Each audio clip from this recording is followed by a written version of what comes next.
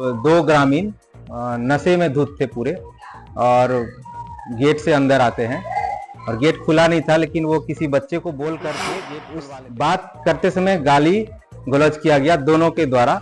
बहुत अभद्र टिप्पणी भी किया गया और मेरे साथ बहुत देर तक चढ़ते समय नल था जिसमें पानी आता है बच्चों का धोने के लिए हाथ धो, तो उस पे वो पैर रख के जो भागा तो नल भी टूट गई। मतलब जात का भी नाम लेके उसको गाली दिया है कि तुम नीच जात हो वगैरह हो। गाली देने के बाद रसोइया रोने लगी और ये कहने लगी कि सर हम कल से खाना नहीं खाएंगे।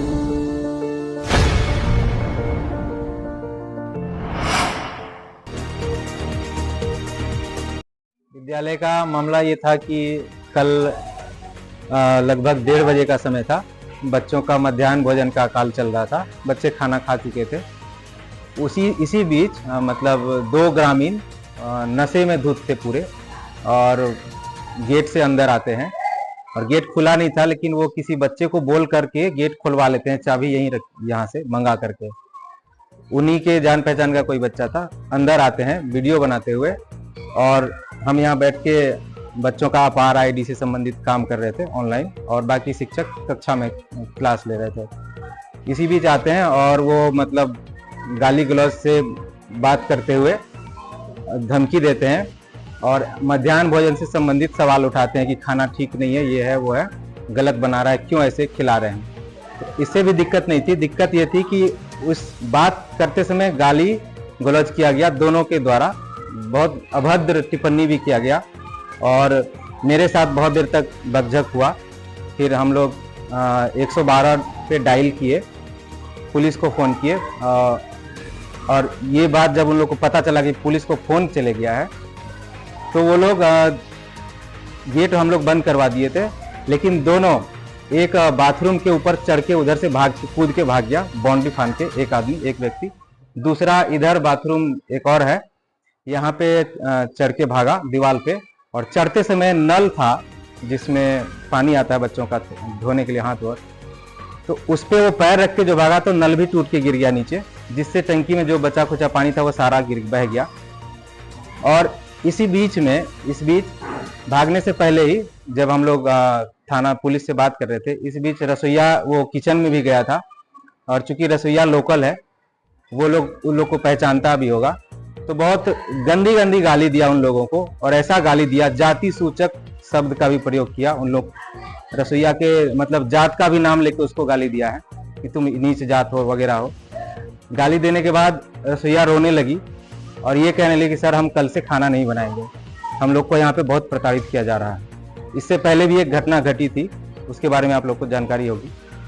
तो वो घटना और ये घटना से लेकर रसोइया बहुत ही दुखी है, लेकिन फिर भी चूंकि विभागीय काम है तो हम समझा बुझा के आज किसी तरह से खाना बनवाए हैं और खाना खिलाए हैं बच्चों को।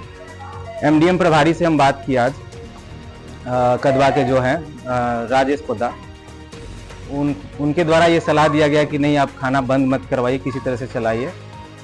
हम उनको ये भी बताए कि सर हम इस हालत में हम लोग बहुत ही डरे हुए हैं, शिक्षक हैं, हम लोग को मतलब अनुभव भी नहीं है, मुझे आकस्मिक रूप से मुझे प्रभार दे दिया गया है विद्यालय का, मुझे इससे पहले कभी प्रभार के बारे में कोई नॉलेज नहीं है, ना ही मध्याह्न भोजन चलाने का अनुभव है। तो हम उनसे यही बोल रहे थे कि सर हमको प्रभार से मुक्त किया जाए। प्रखंड शिक्षा पदाधिकारी को जानकारी दी?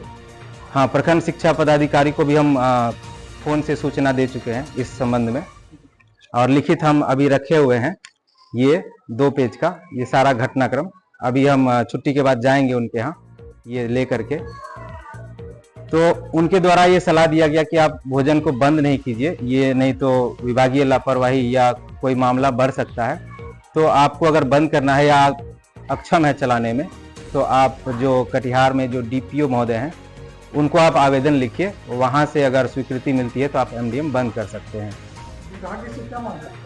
विभाग से हम यही मांग करते हैं कि ये एक मध्य विद्यालय है और मैं एक कक्षा 1 से 5 को पढ़ाने के लिए नियुक्त किया गया हूँ। मुझे 6 to 8 विद्यालय चलाने का कोई अनुभव है नहीं है और ना ही 1 से 5 विद्यालय चलाने का कोई अनुभव है।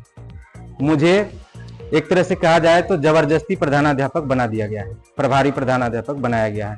मैं इसके लिए जरा भी ना ही मानसिक रूप से और ना ही तैयार हूँ, ना ही मुझे कोई इसके लिए प्रशिक्षण दिया गया है कि कैसे विद्यालय का संचालन किया जाता है।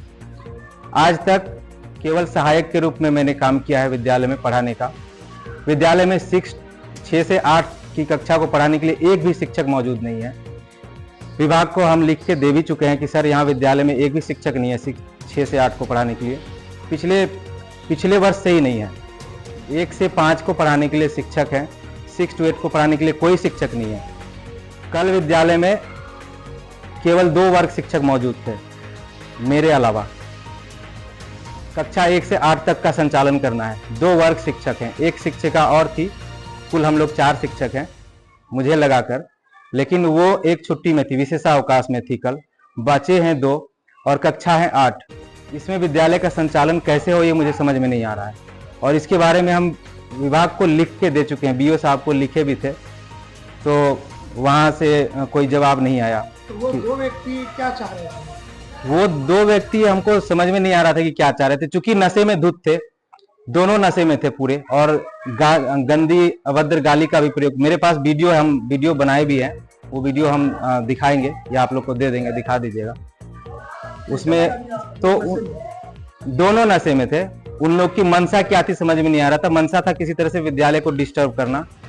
2 शिक्षक थे जिनको जो भी हो साजिश के तहत या जैसे भी पीछे उन पे जो कार्रवाई किया गया है वो आप लोग को पता ही है। अब विद्यालय ठीक से चले, हम यही चाहते हैं। ग्रामीणों का सहयोग इसमें मिले, इसके लिए कल हम लोग दिनांक 19 तारीख को शिक्षा समिति की बैठक रखे हैं।